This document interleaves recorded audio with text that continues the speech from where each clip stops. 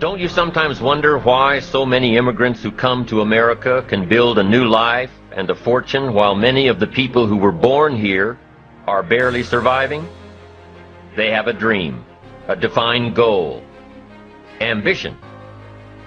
Aside from the pioneers that crossed the prairies and the mountains to reach their vision of hope and future promises, there are other amazing examples of how ambition has shaped America. Take Ben Franklin, for instance. When most people think of Ben Franklin, they remember the kite and the lightning bolt and the discovery of electricity.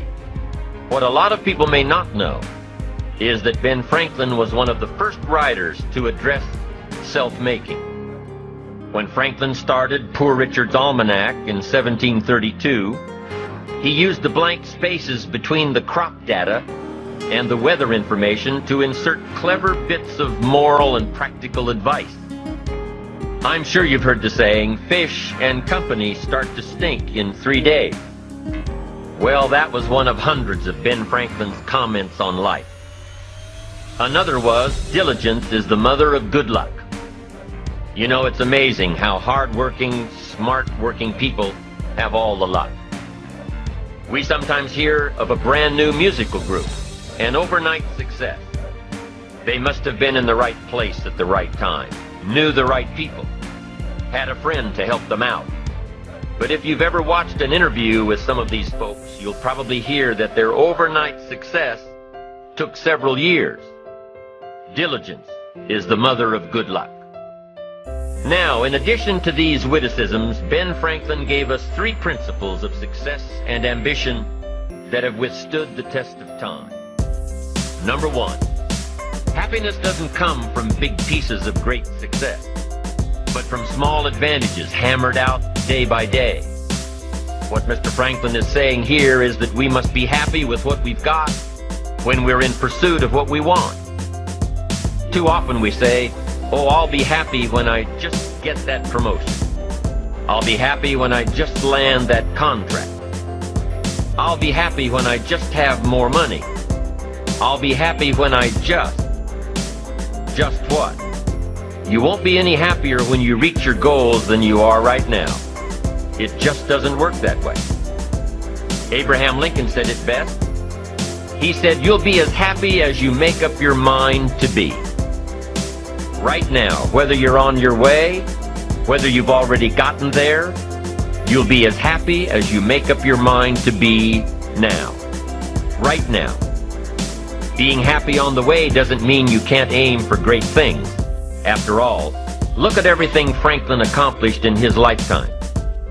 It means that big achievements come one small advantage at a time. It means that you've got to enjoy the journey. It means that you must enjoy and take pride in your little accomplishments. It means enjoying who you are becoming in pursuit of your eager desire, every day, every single day. Ben Franklin's second principle said that life is plastic. Within each of us is the power to mold ourselves and mold our environment. It is up to each of us to begin this molding process with a final product in mind. And it is within our power to work it and form it every minute, every day, every month, every year. By using your mind and your abilities and your attitude to work a little each day on molding your life, you'll soon see how magnificent your power is to gain those small advantages each day. The little steps it takes to build up to success. Principle number 3. Success is a pleasure. Success is a pleasure. If what you are doing today isn't satisfying, gratifying, guess what? You're really not successful. If you are not fulfilled with what you are doing today, you cannot possibly be successful. It doesn't matter how many worldly possessions you may have, how many cars, how many toys, how much money. If you're not happy with your life as it is, you cannot be successful. Now, I know that success is a relative term. It means different things to different people.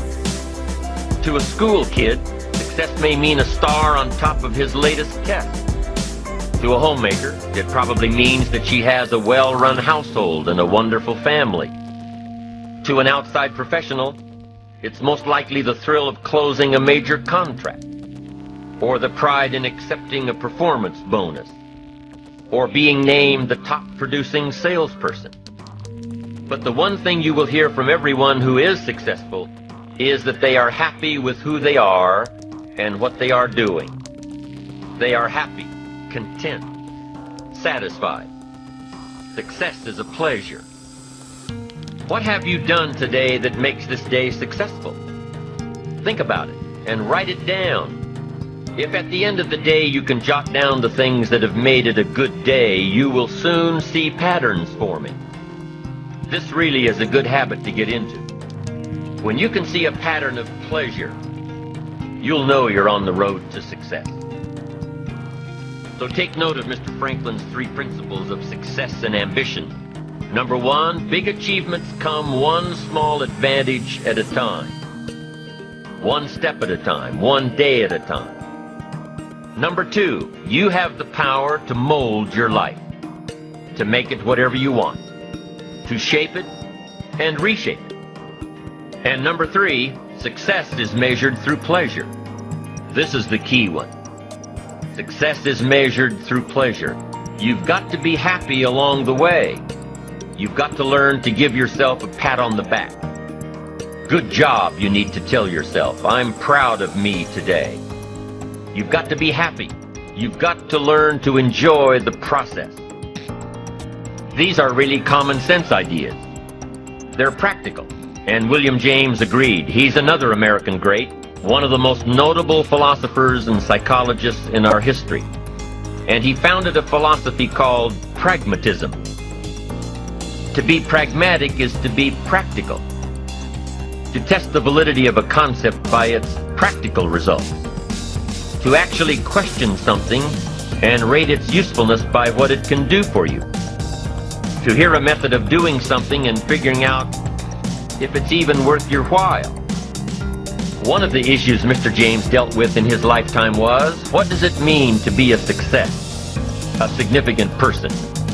After years of pondering this question, William James described success as a combination of 2 things. Number 1, an inner ideal which is followed persistently with courage. And number 2, outer achievement related to that ideal. Let's go back to number 1, an inner ideal which is followed persistently with courage. I take that to mean defining a goal and having the resolve to complete it. No matter what, I'll do it or die. Promise yourself you'll read the books until your skills change. Go to the seminars until you get a handle on it. Do it until it makes sense. Practice it until you've got it right. Don't give up until you get where you want to be, however long that is. Step by step, piece by piece, book by book, seminar by seminar, do it until. Go for it.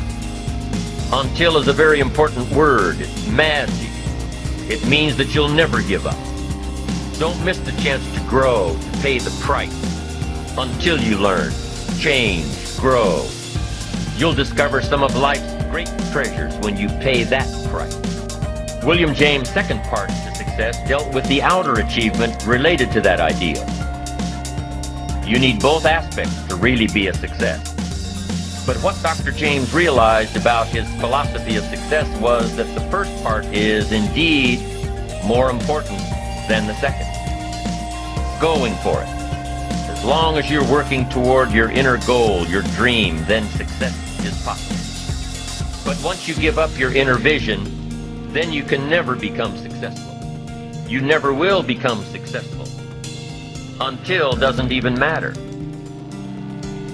Now, maybe the person who's been working on a project for 10 years can be successful in his own right, if he's honestly working toward it, doing everything to make himself worthy of reaching the dream, really happy with where he is,